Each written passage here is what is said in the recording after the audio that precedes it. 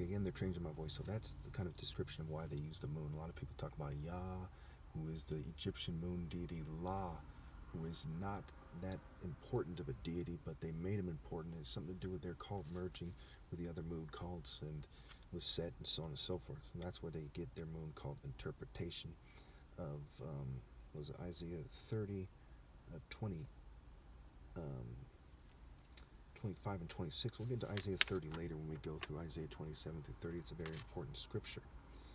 Okay, let's just keep going here.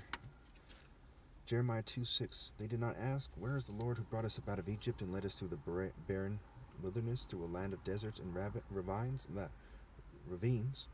a land of drought and utter darkness, a land of drought and utter darkness, a land where no one travels and no one lives. My people have committed two sins. They have forsaken me, the spring of living water, and they have dug their own cisterns, broken cisterns that cannot hold water. Again, you see God is referred to as the spring of living water, and from him comes the water of life. So the water of life, the spring of living water, basically are the same thing. Okay, but he is the source of it, right? So it's flowing through the throne, from the throne, which is the source. And we went through that in one of these last videos about the tree of life, where it said, then an angel showed me the river of the water of life, as clear as crystal, flowing from the throne of God. So there's a center. So God is the throne and not just the water. You see how the throne is the source and it's more important than the water. So the Spirit is less than God and the Son is less than God, and God is one. That is made clear in Revelation 22, and I don't think it's a coincidence. It's the last chapter of the Bible. All right. Now, why go to Egypt to drink water from the Nile? Why go to Assyria to drink water from the Euphrates? Your wickedness will punish you. Your backsliding will rebuke you.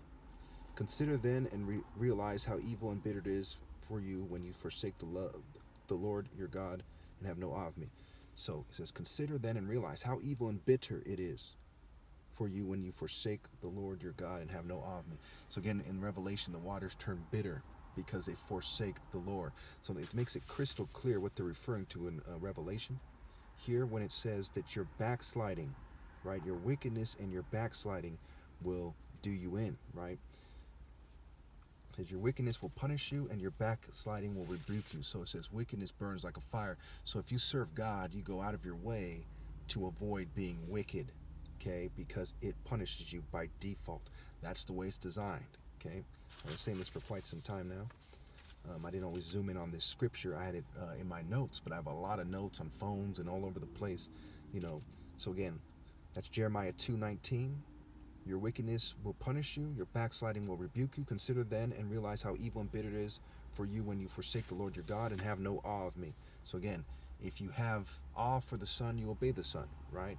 If you have awe for false idols, you obey and follow false idols. Pretty straightforward, right? Like, you know, leaders of countries, religious groups, movie stars, your parents, what have you. Okay. Declares the Lord Almighty. Remember, they're saying Egypt at the time, okay? Egypt that does not obey God through me. So during the time of, in the story of Joseph, where Pharaoh elevated Joseph, Pharaoh was right with God. Later on, a cruel Pharaoh came, as the story goes, and that Pharaoh started to enslave the Jews, okay, in the story. All right. That's a formula and a point of reference to help you understand what good and evil is, and they're all out throughout the Bible, okay? Long ago your yoke, let's see, verse 20. Long ago you broke off your yoke and tore off your bonds. You said, I will not serve you. Indeed, on every high hill and under every spreading tree you lay down as a prostitute. Right? Notice it's a tree of life versus the tree of knowledge of the craft, masonry, you know, of technical scales, of the stupid game that they're playing in the psychological construct, knowledge of psychology, okay, pharmakeia, poisoning, you know, the stupid occult stuff, and so on and so forth. I had planted you like a choice vine of sound and reliable stock. How then did you turn against me into a corrupt wild vine? Although you wash yourself with soap and use an abundance of cleansing powder, the stain of your guilt is still before me, declares the Lord. How can you say, I am not defiled? I have not run after the balls. See how you have behaved in the valley. Consider what you have done. You are a swift she-camel running here and there. Now, picture the whites and the Jews who were part of pirate groups, colonialists, pirates, what have you. Colonists, pirates, what have you. Do they want to admit they come from a long line of ill-gotten gains, the token minorities who've helped them for generations? Do they want to admit that? No. Okay, they've been in the reproductive cycle of Baal, of Zeus, of the god of the West, so to speak, for a long time, and they refuse to cleanse themselves. And it doesn't matter how much soap they use, they need to be purified by God's Son. After I'm gone, it can't be done. You can't just do whatever you want for generations in a calculated manner and then say, okay, now we screened them out, now we hope God forgives us. No way. That's the essence of how it does not work. It will never work like that. A wild donkey accustomed to this desert, sniffing the wind in her craving and her heat, who can restrain her?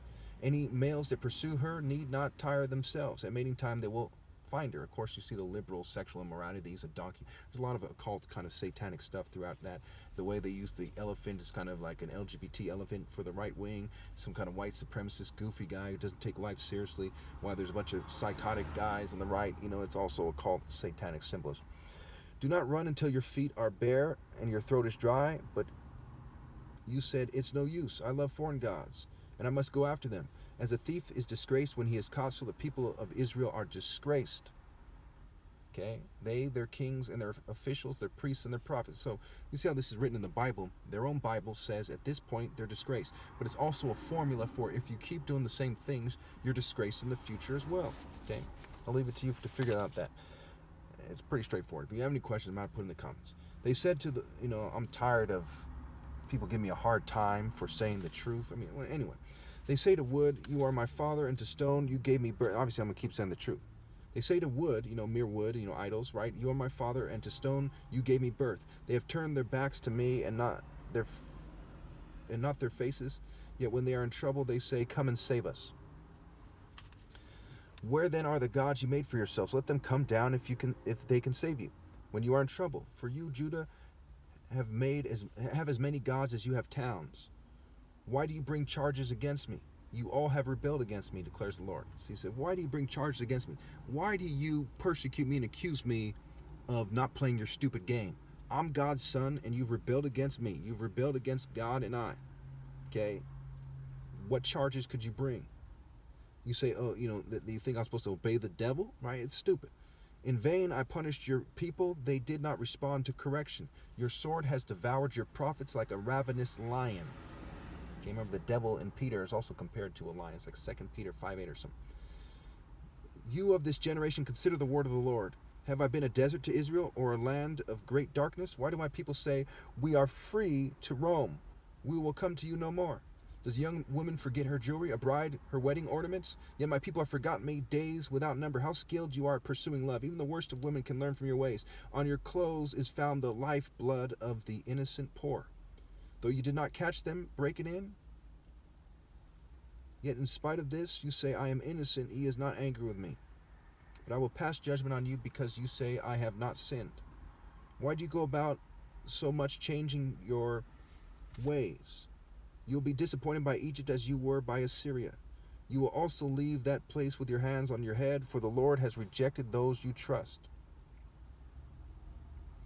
Okay, so basically, it's talking about that it's a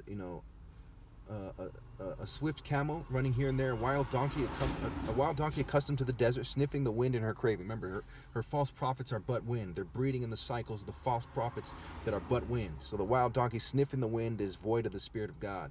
Okay, and at mating time you'll find her, so they're slutting around, their reproductive cycle. It goes on and on about their reproductive cycle spiritually and otherwise. Okay, it makes it crystal clear that their reproductive cycles are faulty. Isaiah 8:5, the Lord spoke to me again, because this people has rejected the gently flowing waters of the Shiloh and rejoice over Rezin and the son of Remelah. Therefore the Lord is about to bring against them the mighty flood waters of the Euphrates, the king of Assyria with all his pomp. It will overflow all its channels, run over all its banks. Now, there's a connection between Assyria and Cush in the Bible. Okay, the formula that they're using here ultimately ends up pointing to Cush, as I've explained it many times. It gets a bit confusing. Almost out of time in this video. I'll have to get into the next part.